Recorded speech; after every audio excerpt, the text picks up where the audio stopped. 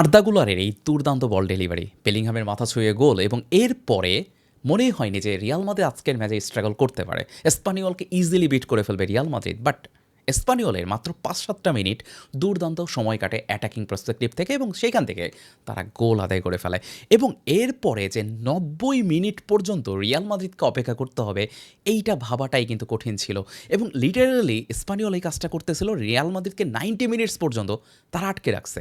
কিন্তু Real Madrid তো Real Madrid, তাদের কোচ পাল্টে যায়, তাদের অনেক অনেক প্লেয়ার পাল্টে যায়, নতুন নতুন প্লেয়ার আসে, নতুন কোচ আসে, কিন্তু তাদের খাসলত পরিবর্তন হয় না। ৯০ মিনিটসে তাদের কামব্যাক দেওয়ার যে একটা অভ্যাস রয়েছে, সেইটা তারা আবারও ফার্স্ট সিজনের ফার্স্ট ম্যাচেই দেখাই দিছে।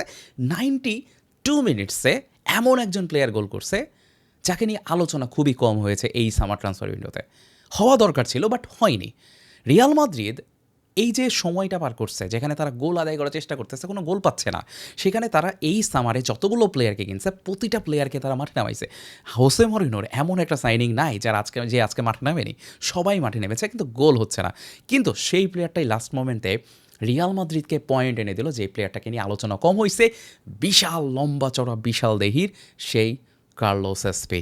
এবং দুর্দান্ত একটা সাইনিং রিয়াল মাদ্রিদের, পারফেক্ট একজন নাম্বার 9, কারণ পারফেক্ট নাম্বার 9 ছাড়া এইরকম পজিশন থেকে এরকম গোল করা ডিফিকাল্ট, যেটা মিসিং পিস ছিল।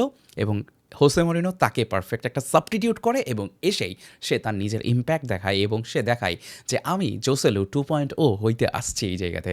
এবং হইতে পারে যে জোসেলু 2.0 থেকে বেটার ভার্সন এই কার্লোস এসপি হইতেই পারে, বিকজ তার লম্বা দেহ, তার হাইট, তার ফিজিক্যাল অ্যাডভান্টেজ, তার টেকনিক্যাল অ্যাবিলিটি, শুটিং অ্যাবিলিটি, সব কিছুই ভাই এক্সট্রা অর্ডিনারি, যার অলরেডি একটা ডেমো কিন্তু আজকে ফার্স্ট ম্যাচে দেখাই দিছে। ফার্স্ট ম্যাচ হতে পারতো একটা বিপর্যস্ত ম্যাচ, বিকজ রিয়াল মাদ্রিদ হয়তো 3টা পয়েন্টের জায়গায় 1টা পয়েন্ট নেই ঘরে ফিরতো। ৯০ মিনিট, ৯২ মিনিটস হয়ে গেছে, রিয়াল মাদ্রিদ জিততে পারে নাই। আলোচনা হইতেই পারে, অনেক আলোচনা সমালোচনা হতো যদি আজকে রিয়াল মাদ্রিদ জিততে না পারতো, বিকজ স্পানিওলকে আপনি বলতে পারেন না যে অনেক বেশি শক্তিশালী কোনো দল, তাদের এগেনস্টে রিয়াল মাদ্রিদ হতে পারে তাদের হোম গ্রাউন্ডে, মানে স্পানিওলের হোম গ্রাউন্ডে, বাট রিয়াল মাদ্রিদ জিতবে এইটাই আপনি এক্সপেক্ট করবেন এত এত সাইনিংয়ের পরে। কিন্তু তারপরেও জাস্ট টেনশন ধরাই দিয়েছিল, মনে হয়েছিল যে হবে না, কিন্তু রিয়াল মাদ্রিদ তাদের কাজটা করে দিচ্ছে। ৯২ মিনিটসে এসে আউটস্ট্যান্ডিং গোল। আর্দা গুলার ডিফেন্সিভলি, মিডফিল্ডের একদম পারফেক্ট একটা রোল কিন্তু এই মুহূর্তে প্লে করতেছে। মানে সে বোঝাই দিছে, শুরুতে যে সমালোচনা হচ্ছিল না যে কেন আর্দা স্টার্ট করছে, কেন হচ্ছে ডিওমান্ডি স্টার্ট করে নাই, এটা তো ডিওমান্ডের পজিশন।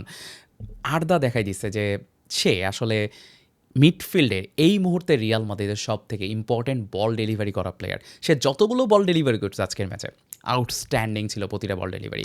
সাথে বেলিংহাম যেখানে ওয়ার্ল্ড কাপ শেষ করেছিল, সেইখান থেকে সে আবার শুরু করছে আউটস্ট্যান্ডিং। মানে আপনি দেখেন বেলিংহাম আরেকটা গোল পেয়ে যেত, গোলকিপার দুর্দান্ত সেভ না করলে। বেলিংহামের কাছে যতগুলো বল ডেলিভারি হয়েছে পারফেক্ট হেড করছে, মানে সেট পিসে। লিটারেলি রিয়াল মাদ্রিদ দুর্দান্ত হইতে যাচ্ছে এই সিজনে। তাদের ড্যান হুইসেনের মতো লম্বা চড়া প্লেয়ার আছে, কার্লোস এসপির মতো তাগড়া একটা প্লেয়ার আছে, হাইট মাশাআল্লাহ। কোনাটে, তারপরে আপনার রুডিগারের যদি কথা বলেন, ডামফ্রিস অ্যাড হয়েছে, এক কথায় ভেলভার্দে, বেলিংহাম, সব লম্বা লম্বা তাগড়া তাগড়া প্লেয়ার। সেট পিসে এই প্লেয়ারগুলোকে হোসে মরিনো ব্যবহার করতে যাচ্ছে ফর শিওর। এবং এইটার ডেমো আজকে আমরা অলরেডি দেখছি।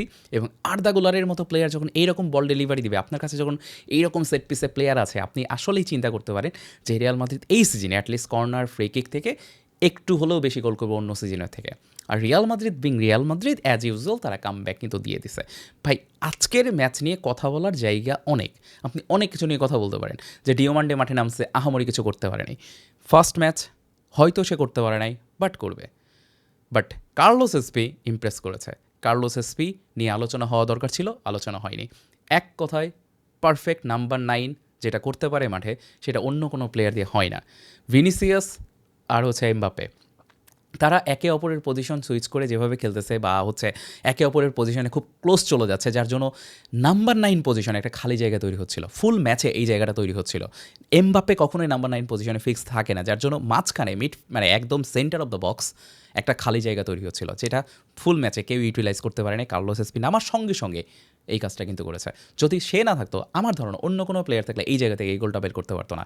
এবং নিউ সাইনিং মাঠে নেমেছে এবং ঠান্ডা মাথায় গোলকিপার জাস্ট ডিফেন্স মানে বলটা ধরে নিতে আসছিল, সেই সময় সে জাস্ট তাকে ড্রিবল করে বা পাস কাটিয়ে সে পারফেক্টলি ঠান্ডা মাথায় ফিনিশিং দিছে, যেটা অ্যাপ্রিসিয়েট করার যোগ্য। সো আপনার কী মনে হয়, আপনার আজকে রিয়াল মাদ্রিদ এই ফার্স্ট সিজনের ফার্স্ট ম্যাচ নিয়ে ওপিনিয়ন কি, কমেন্টস করে জানাবেন। আর ফলো না করে থাকলে ফলো করে দিন, আর ইউটিউবে দেখে থাকলে সাবস্ক্রাইব করে দিন। ধন্যবাদ।